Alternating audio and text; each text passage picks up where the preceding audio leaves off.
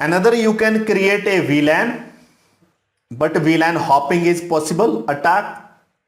So you can create a private VLAN. So what is the private VLAN? Private VLAN similar as a LAN, as a VLAN, but it is going to be divided this port in a 3 part, or 3 types of the port are used.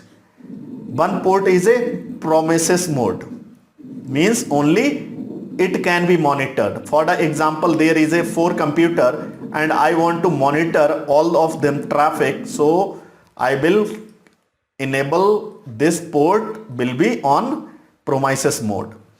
So this type of the port only communicate with all ports in the all domain within the PVLAN. Domain means every port has connect with the system, and this single port known as a domain. Okay. So and another is a isolated. Isolated only can communicate with the promises port only. Another is a community port.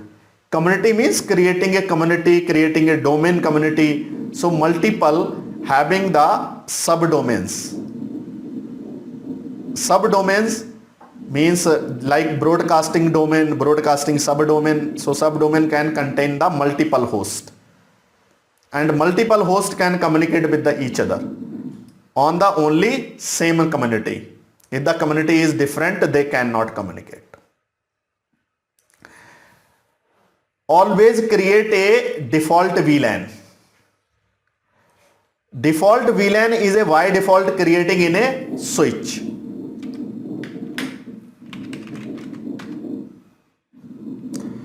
On the packet tracer, if you go and check for the VLAN, so always you will find there is a one VLAN always exists inside the switch. Okay, like I am going to open this switch and open this, go in a command line, it will start. Once it will start, I will show you. So every switch by default have a VLAN 1. It is called default VLAN, and either it is also called a native VLAN. So this type of the VLAN are sending the traffic untagged traffic on the trunk port. Native VLAN, either it may be the one, either you can create a native VLAN on the port. So never create a native VLAN, and also remove all the port from the VLAN 1, because it is the default VLAN. So if the hacker will get access of the system, it will try to become the part of the VLAN 1 by default. So it can communicate. Okay. Change to the unique value on the both end of the trunk port. So trunk port I have told you already. So here I am going to show you on this enable, and inside the show VLAN brief. Okay, when you run this command, you can check out here. The first VLAN is created automatic, VLAN 1. It is default VLAN on every switch. If the switch is manageable, it may be on the layer 2 switch or the layer 3 switch. It has the default VLAN inside it. So what you need to do, you need to create a new VLAN and add all the port in another VLAN. VLAN 1 should not have a single port. Okay. Another type of the security you can implement by the firewall. When you are implementing the firewall, there is a rules can be written over the firewall and ACL configuration. So what is the ACL? ACL is a access control list, and access control list looks like this, having the protocol, port number, source, port number, all, and it is allowed and denied. So this is the list of the devices and what they will access. So it is called ACL list, and ACL list always implemented from top to bottom, means like this, top to bottom. So what is the meaning of, like on the top there is a web service is allowed, and on the port, on the this layer also the web service block. So first rule will be implemented. Okay, default block means implicit block and explicit deny, means internal traffic and outbound traffic. So there is a one command or one tool exists in a Linux. It is called IP table. So IP table can be used for implementing the rules. And also there is another rule is a firewall CMD. So I will show you how you can use the firewall and implement the rules on the Linux operating system and also on the firewall itself. Okay. Control plane policing. So first you should know about the control plane. In a previous sessions we have discussed about the SDN. So what is the SDN? Software defined networking. Because this is the latest version of the latest technology of the networking, where you can define the networking as a virtually by using the API. Okay. So here is a three main planes like control plane, data plane, management plane. So control data plane is a lowest plane. Lowest plane means physical connectivity of the devices. Switch to switch, switch to switch. And it will receive the data and forward the data. Another plane is a control plane. Control plane which is going to be virtual. Everything is virtual and having the configuration, encapsulation, decapsulation, process and all happened over this plane. For the example, like this is the router already you know. So when the traffic will come, any packet will come. So in a ordinary method, the router will define where it will be forward. Means the route will be defined by the router. But in a SDN, it cannot define the rule. Who will define? Control plane will define the rule. And control plane on there is a management plane. So what is the management plane? Where you are managing, when you will configure all the type of the configuration you will do, like adding the static routing. So when you will start where you can enter the static routing over the management plane, it will be stored in a control plane. Control plane will give the instruction to the router or the devices where the data will be forward. Okay, here is not a detailed in a SDN, so I am not going to do it.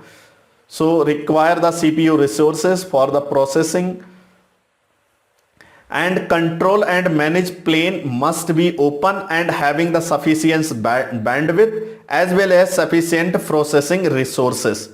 So the DOS attack cannot be performed over the data plane. Okay. So what is the policy of the data plane? Because there is a policy is required. So policy must be like mitigate the root processor vulnerabilities. Find out the vulnerabilities, update the form and remove this. ACL based filters, access control list, means over the firewall as well as over the router, and implement the rate limit.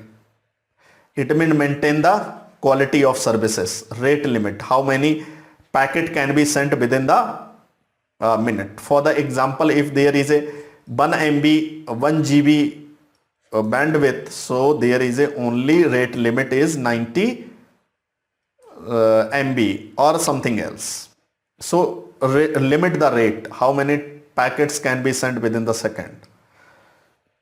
And wireless security, you will have to implement the pre-shared key PSK and use the EAP when you are EAP type of the authentication protocol. At the time of authentication are using the AAA server like Radius server. Captive portal must be available. MAC filtering can be enabled. Already you know geofencing. means only available in a particular geolocation. And antenna placement for the power labels, wireless client must be isolated, and guest network isolation means guest network will not connect with the other wireless, it have the separate VLAN. So when the guest will connect, they can only browse and have the accessibility of the limited resources. Also, the security can be implemented over the IoT devices. It is called IoT access consideration. How to access the IoT devices.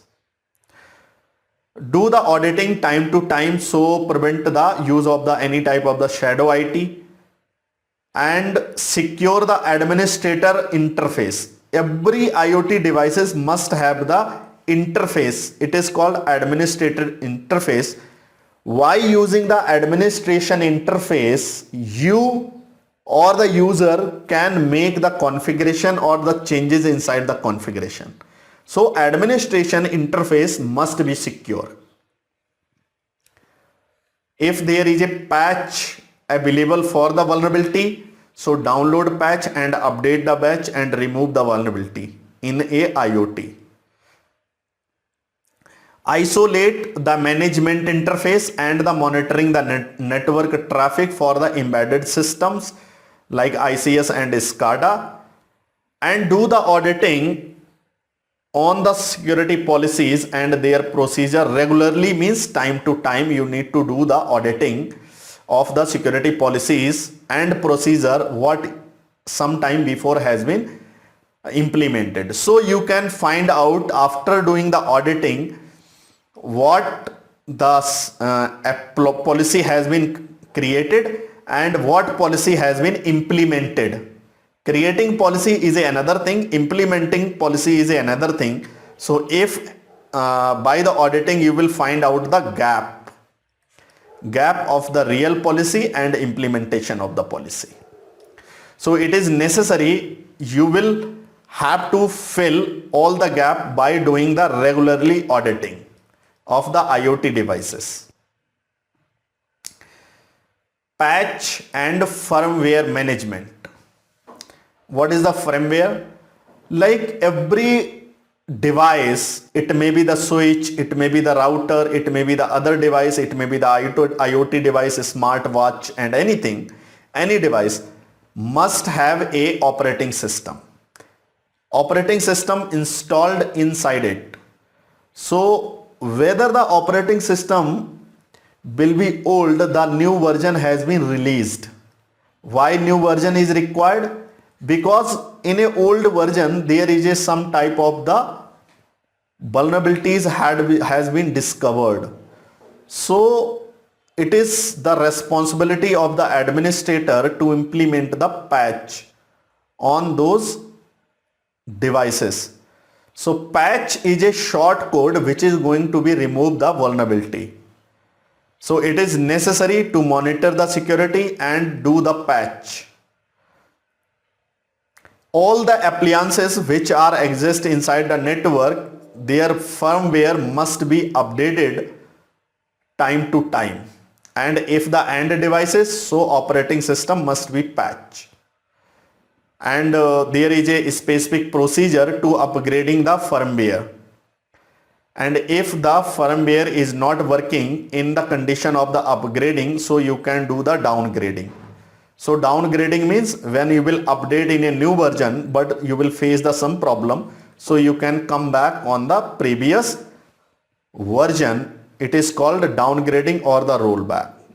And configuration, whatever you will do the configuration, it is necessary to take the backup. So we have discussed already in a previous sessions how the backup is useful.